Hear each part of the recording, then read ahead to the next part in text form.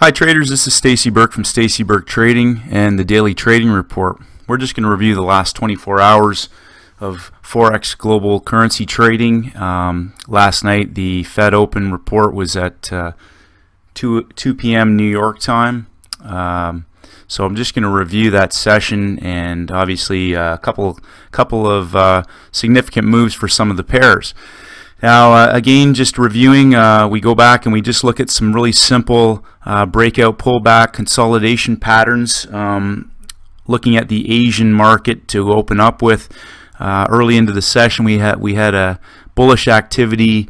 We obviously had two-sided trading evidence from the close of the U.S. market on Tuesday.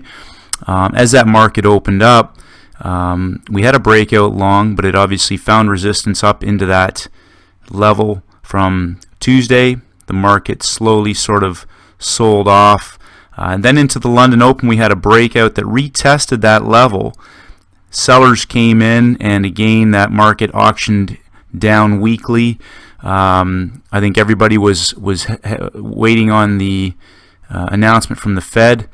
Into the U.S. session, the market found some support in and around that 52.75 area and aggressively auctioned up high.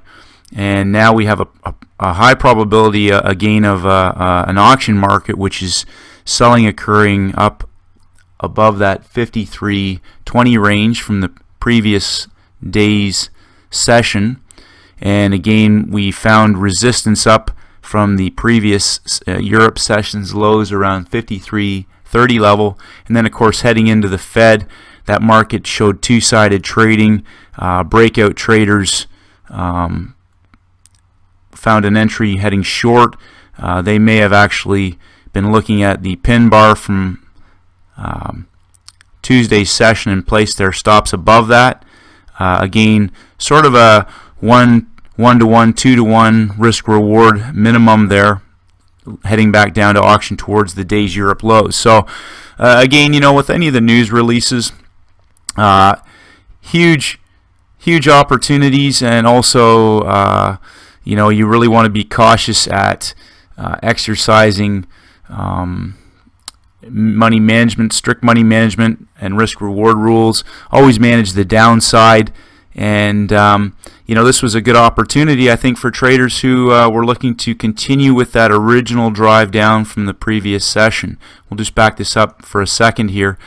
We've seen some fairly strong selling occur on the pound the last few days, and this was possibly a capitulation for pound sellers.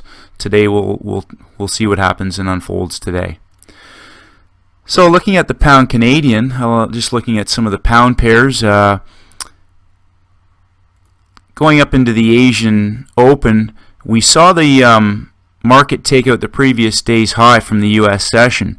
But as evidenced here, we didn't see much follow-through or conviction. Now, obviously, again, the market may have been waiting on the Fed, but as the London market opened up, we saw evidence of strong selling occur right at the open. Now, just coming back to the Asian market, we saw some selling occur just prior to the London Open in this area. Now that market auctioned back up, but it didn't find any follow-through strength, and breakout sellers may have been willing to short this, seeing a fairly low-risk entry here, and that market actually started to fall through quite strongly. And then, of course, we see two-sided trading occur, but again, that follow-through just rolled right over, with sellers coming in right at the top of that bullish bar. Now that market fell strongly into the U.S. Open and continued to fall into the U.S. session until the Fed announcement, and it found support down around that 20050 level. Now that market just into the U.S. close has seemed to found some kind of support above the sellers that came in around the 120 level. So again, just looking to see how the market responds after the Fed yesterday, and finding some stability. Still sort of a bit of uncertainty, I suppose, but yesterday, big day on the British pound Canadian dollar for short sellers. Looking at the euro, again, just looking at Asia, we saw some selling occur. Now I'm just going to sort of pencil in yesterday's U.S. session lows. And again, this is sort of just, again, basic price action, but we want to, the colorations of these boxes just are there to delineate the time frame. So the Asian market, the Europe market, and then of course the U.S. session based on the highs and lows of those sessions. Now Asia broke out fairly early in the session with short selling, and obviously seemed to find support in two-sided trading midway through the session occurred, and it found support around those U.S. session lows yesterday. So as the market opened up into the London session, again we saw the market break out, and we saw a pullback occur that sat on top of the majority of that Asian session. And then of course midway through, around the 6 p.m. 6 a.m. New York time, 6 p.m. Southern Hemisphere time, the market was quite bullish heading into the U.S. Open. So a fairly good opportunity here for long traders. Anywhere in the neighborhood, roughly, there was at least probably 40 pips of trading there. And then going into the U.S. session, we saw strong selling occur just prior to the Fed announcement. A mild bullish pullback, and then an inside bar occur the hour before the Fed announcement. So breakout traders potentially had a massive opportunity here to again maybe look for an opportunity to short this market with a reasonably low risk strategy. And of course the market just aggressively sold off from the 1050 area down to the 1.0900 level. So a fairly large range occurring on the euro.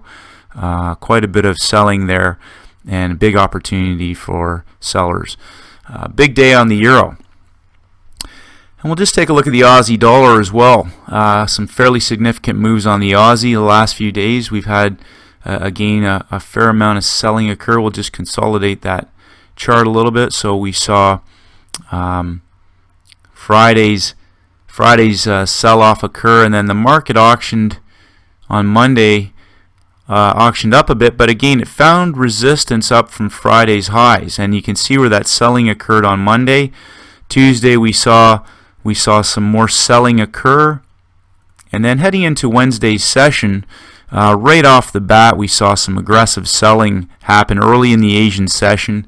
The market had a very, very weak pullback into the Europe session. At the beginning of the U.S. session, we saw that market make an attempt at breaking out before the Fed. And again, as soon as the Fed announcement was released, we saw heavy selling following through from the last few days, and a fairly good range of 50 to 70 pips there for Aussie short sellers. So again, just looking at simple price action, no indicators, nothing fancy. Is it always really simple? No, it's not. But again, looking at some very, very simple patterns of support and resistance established by the different markets over the 24 hours. And again, looking at our timing and our entries into these sessions, we want to be looking at when the greatest amount of volume and liquidity is present in the market, and also we want to be looking to take lowest risk strategies possible. So we want to sell high and buy low, and always manage the downside, traders. So hopefully this video has been helpful for you. If you like it, please share it on Facebook. I'd love to get some of your feedback and comments. I'm always looking to improve the quality of these and the information. And as I said, always manage your downside, and may the markets go with you. Have a great day, traders, and good luck trading. Hi, traders. I hope you found today's video interesting and informative, and I hope it gave you some valuable insights into making your trading simpler and more productive. If you haven't done so already, please come by my blog, StaceyBurkeTrading.com. Sign up for my free audio MP3, the 7-step daily routine for high-performance traders. This is essential knowledge for all traders in all markets, and is designed to help traders to master the market with disciplined confidence and a winning mindset. Please like this or share it on Facebook, and I would love to have some feedback. Any questions or comments, please put below. May the markets go with you, and always trade in your own best interest.